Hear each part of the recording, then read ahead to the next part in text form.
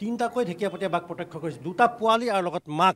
আৰু সেই ইয়াৰ পিছতে সমগ্ৰ গাঁওবাসী আতংকিত হৈ পৰিছে। এই মুহূৰ্তত মই এই গাঁওখনৰ মাজত আছোঁ, যথেষ্ট আতংকিত হৈছে গাঁওবাসী। মই দেখুৱাইছোঁ ইতিমধ্যে ড্ৰোনৰ সহায়ত আৰু লগতে বন বিভাগৰ হাতীলৈ অভিযান অব্যাহত ৰাখিছে, যিহেতু স্থানীয় ৰাইজে প্ৰত্যক্ষ কৰিছে তিনিটাকৈ বাঘ কণমানি পোৱালি আৰু মাতৃৰ সৈতে প্ৰত্যক্ষ কৰিছে। গাঁৱৰ মাজত আমি দেখোঁ ধাননি পথাৰ, পকা ধান, আৰু যিহেতু এতিয়া ধানৰ সময়, গতিকে পকা ধানৰ সময়, যথেষ্ট আতংকিত হৈ পৰিছে। ৰাইজে ধান কাটিব পৰা নাই আৰু পুৱাতে এই বাঘ পোৱালিসহ দুটা পোৱালিসহ বাঘ দেখি আতংকিত হৈ পৰিছে। আমি পূৰ্বতে দেখুৱাইছিলোঁ কাজিৰঙা ৰাষ্ট্ৰীয় উদ্যানৰ ভিতৰত পৰ্যটন পথত বাঘ দেখুৱাইছিলোঁ, কিন্তু এইবাৰ কাজিৰঙা ৰাষ্ট্ৰীয় উদ্যানৰ বাহিৰলৈ ওলাই আহিছে ঢেকীয়াপতীয়া বাঘ।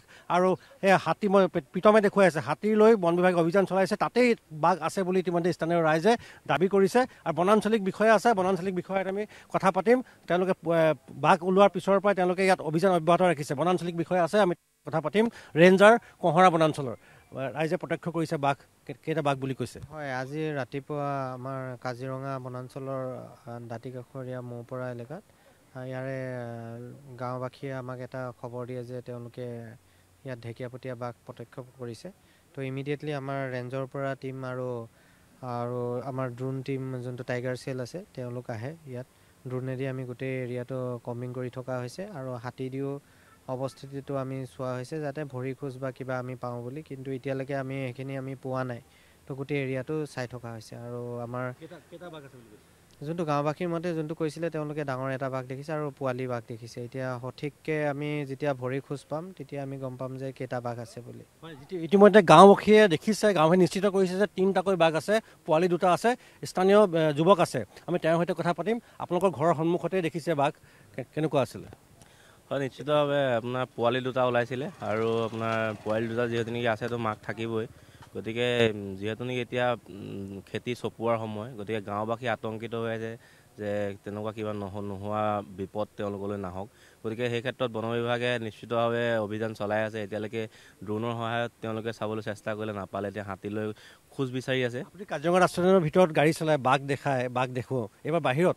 এইটো নিশ্চিতভাৱে আমাৰ বাবে অতিকৈ আশ্চৰ্যজনক বিষয়, যিহেতু নেকি যিসমূহ দাঁতিকাষৰীয়া গাঁও আছে, দাঁতিকাষৰীয়া গাঁওসমূহতো যিদৰে বাঘৰ বিচৰণ চলিবলৈ লৈছে, আমি সেই ক্ষেত্ৰত অলপ শংকিত হৈ পৰিছোঁ আৰু আশা কৰিছোঁ যে বাঘৰ গাঁৱত যিটো বিচৰণ, সেই বিচৰণটো কমি ৰাষ্ট্ৰীয় উদ্যানৰ ভিতৰত হওক, সেয়াই আশা কৰিছোঁ। ৰাষ্ট্ৰীয় উদ্যানৰ ভিতৰত বাঘৰ বিচৰণ হোৱাটো বিচাৰিছে, বাহিৰত নহয়। আমি দেখুৱাইছোঁ ইতিমধ্যে বন বিভাগৰ দল আমি দেখুৱাইছোঁ, বন বিভাগৰ দল ইয়াত সাজু হৈ আছে, যিকোনো পৰিস্থিতি হ'ব পাৰে। কাৰণ গাঁৱৰ মাজত বাঘ প্ৰত্যক্ষ কৰিছে, মাক পোৱালিসহ তিনিটাকৈ বাঘ প্ৰত্যক্ষ কৰিছে আৰু স্থানীয় ব্যক্তি আছে, তেওঁ ইতিমধ্যে প্ৰত্যক্ষ কৰিছে। আপুনি বাঘ দেখিছে নে? বাঘ দেখিলে ভিতৰত? বাঘ দেখিছে? কেইটা বাঘ দেখিলে? মই দেখাত ইয়াত বাঘৰ পোৱালি তিনিটা খেলি থকা দেখিলোঁ। মই মাকে পোৱালি ক'ত দেখিলে? আপোনাৰ এই ধানৰ মাজৰ এইখিনিতে দেখি আছে, খেলি আছে। তাৰপিছত মই ইতিমধ্যে গাড়ীখন লৈ গৈছিলোঁ, তেতিয়া মানুহ গোটেইখিনিয়ে চাই আছিলে। তেতিয়াই মই দেখিছোঁ যে অলপ ইয়াত পোৱালি আছে। মই অৱশ্যে গুচি গ'লোঁ, মোৰ পৰ্যটক তিনিটা পোৱালি আছে। মাকক অৱশ্যে আছিলে বুলি কৈছে, এনেকৈ ধাননিত সোমাই আছে। পোৱালিকেইটা খেলি আছিলে, পোৱালিকেইটা খেলি আছে। আমি দেখুৱাইছোঁ, পুনৰ দেখুৱাম। এয়া বন বিভাগৰ হাতী, যথেষ্ট দুৰ্গম এলেকা, সেই অঞ্চলত যথেষ্ট দ আৰু তাত বিল আছে আৰু সেই স্থানতে মাক পোৱালিসহ বাঘ বেদান্ত তাতে সোমাই আছে বুলি ইতিমধ্যে স্থানীয় লোকে দাবী কৰিছে।